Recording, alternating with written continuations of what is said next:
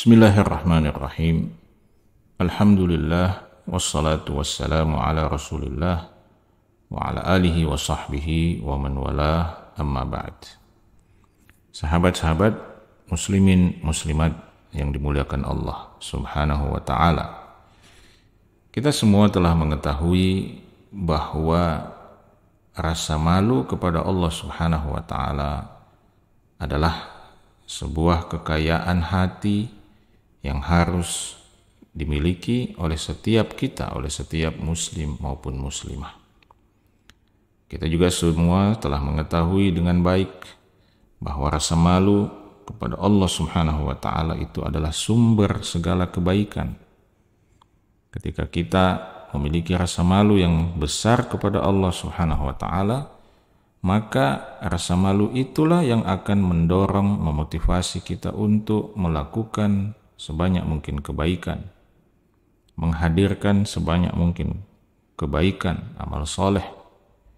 Dan rasa malu itu pula yang akan menjadi motivasi utama kita untuk tidak melakukan dosa, atau setidak-tidaknya kita berusaha semaksimal mungkin untuk tidak jatuh dalam dosa kepada Allah Subhanahu wa taala, mendorong kita untuk meninggalkan maksiat kepada Allah, mendorong kita untuk meninggalkan apa saja yang diharamkan oleh Allah Subhanahu wa taala, meskipun mungkin itu sangat kita sukai, sangat kita senangi, bahkan sangat kita cintai. Tetapi karena rasa malu yang begitu besar kepada Allah Subhanahu wa taala, maka itu menjadi penguat bagi kita untuk meninggalkan semua yang dimurkai oleh Allah Subhanahu wa taala, meskipun diri kita, jiwa kita, nafsu kita sangat menginginkannya. Itulah sebabnya sahabat-sahabat muslimin muslimat yang dimuliakan Allah, ketika seorang hamba, ketika seorang manusia sudah tidak lagi memiliki rasa malu kepada Allah Subhanahu wa taala, maka disitulah awal mula dari kehancuran dan kebinasaannya. Hilangnya rasa malu seorang hamba kepada Allah Subhanahu wa taala itu akan menjadi awal malapetaka dalam hidupnya, awal dari lahirnya semua keburukan, semua kedurhakaan, semua kemaksiatan dalam kehidupan sang hamba, dalam kehidupan seorang manusia. Dan ini diingatkan oleh Nabi kita Muhammad sallallahu alaihi wasallam. Beliau mengatakan di dalam hadis yang sahih, "Inna mimma adraka an-nasu min kalamin nubuwatil ula idza lam tastahi fasna' ma syi'ta." Sesungguhnya di antara warisan kalam kenabian generasi awal yang sampai saat ini masih diketahui oleh umat manusia adalah, salah satunya adalah kata Nabi SAW, "Idza lam tastahi fasna' ma syi'ta." Kalau engkau tidak malu, kalau engkau tidak punya rasa malu, fasna' ma syi'ta, maka lakukanlah apa saja yang engkau ingin lakukan. Di dalam hadis ini Nabi SAW mengingatkan kita bahwa ternyata pesan untuk memiliki rasa malu yang besar kepada Allah Subhanahu wa taala itu adalah pesan yang secara turun-temurun telah diwariskan oleh para nabi dan rasul. Mulai sejak pertama kehadiran nabi dan rasul sampai kemudian nabi yang terakhir, yaitu nabi kita Muhammad sallallahu alaihi wasallam, ternyata pesan untuk menjaga rasa malu kepada Allah ini adalah pesan yang terus diwariskan. Itu di sini dikatakan, "Inna mimma adraka an-nasu min kalamin nubuwatil ula." Jadi ini sudah sejak dahulu, ya, sejak nabi-nabi sebelum Rasulullah SAW, pesan ini sudah selalu disampaikan, yaitu bahwa kalau engkau tidak punya rasa malu, maka lakukanlah apa yang kau ingin lakukan. Sebenarnya ini adalah ungkapan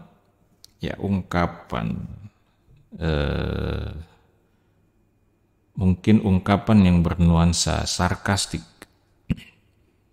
Dikatakan kepada mereka yang sudah tidak punya rasa malu kepada Allah, ya sudah, kalau memang kamu sudah tidak malu lagi kepada Allah Subhanahu wa taala, terserah kamu mau ngapain aja, terserah kamu.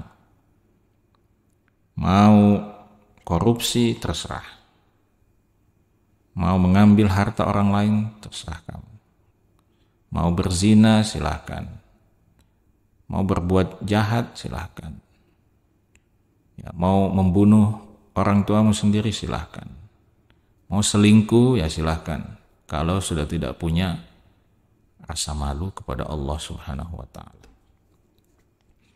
Itulah sebabnya berdasarkan hadis ini menjadi jelas bagi kita bahwa ketika seorang manusia sudah tidak punya rasa malu kepada Allah Subhanahu wa ta'ala, maka itulah awal dari malapetaka, awal dari segala malapetaka di dalam hidupnya,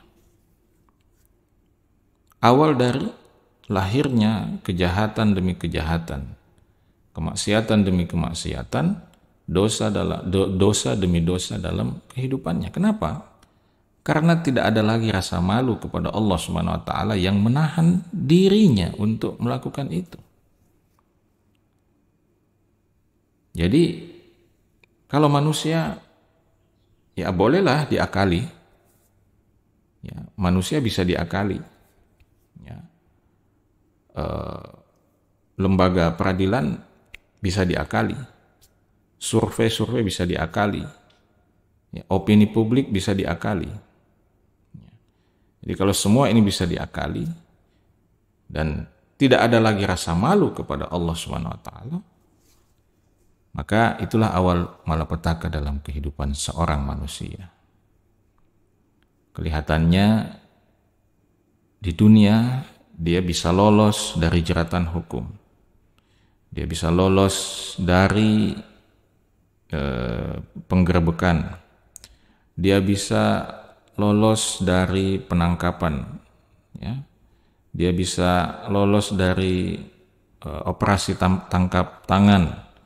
Dia bisa lolos dari apapun di dunia ini.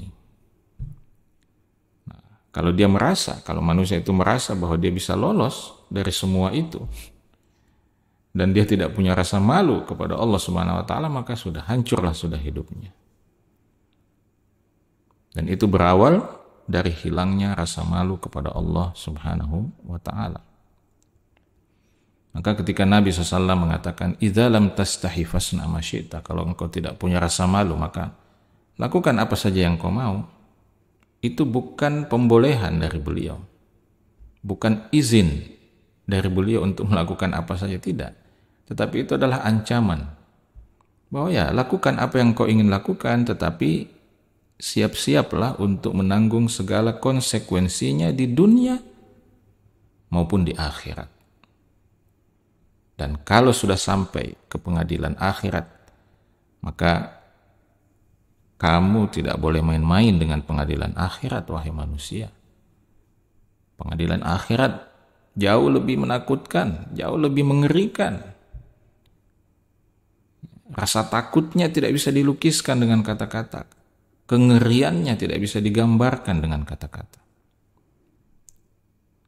Maka sahabat-sahabat sekalian, ketika rasa malu kepada Allah Subhanahu wa taala itu sudah terhapus, terkikis dari diri kita, maka sekali lagi itu adalah awal musibah, awal bencana, awal malapetaka bagi kita, bagi kehidupan kita, terutama kehidupan akhirat kita. Maka segala macam bentuk kejahatan yang kita saksikan di dunia ini, segala macam bentuk kelicikan, segala macam bentuk kezaliman, ya, segala macam bentuk rencana-rencana makar yang licik di dunia ini, segala bentuk kemaksiatan itu akarnya bermula dari hilangnya rasa malu kepada Allah Subhanahu wa ta'ala. Maka apa yang kita saksikan di negeri kita, ya, di dunia ini, ya, betapa mudahnya orang mengakal-akali hukum, betapa mudahnya orang berbuat maksiat, ya, tanpa ada rasa malu. Bahkan sebagian di antara mereka kemaksiatannya sudah terekspos, ya, di media-media publik, di media-media sosial, ya, sudah ketahuan selingkuh, ya, ada rekaman videonya segala. Toh tetap saja manusia-manusia itu berusaha mencari pembenaran terhadap apa yang dilakukan. Mereka masih saja berusaha membuat pembelaan diri untuk memperbaiki citranya di hadapan manusia. Tetapi mereka lupa bahwa di sana ada Allah Subhanahu wa ta'ala yang Maha mengetahui apa yang sebenarnya terjadi. Maha melihat apa yang sebenarnya telah mereka lakukan ketika mereka menandatangani, ketika mereka mengambil, ketika mereka berzina, berselingkuh, ya. Allah Subhanahu wa ta'ala mengetahui.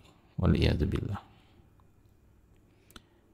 Maka sahabat-sahabat muslimin muslimat yang dimuliakan oleh Allah Subhanahu wa ta'ala, salah satu perjuangan hidup kita yang sangat penting adalah bagaimana terus-menerus mendidik diri kita, mentarbiyah diri kita agar punya rasa malu yang dari waktu ke waktu semakin besar rasa malu itu kepada Allah Subhanahu wa ta'ala tumbuh besar, mengakar, menguat, mengukuh di dalam diri kita.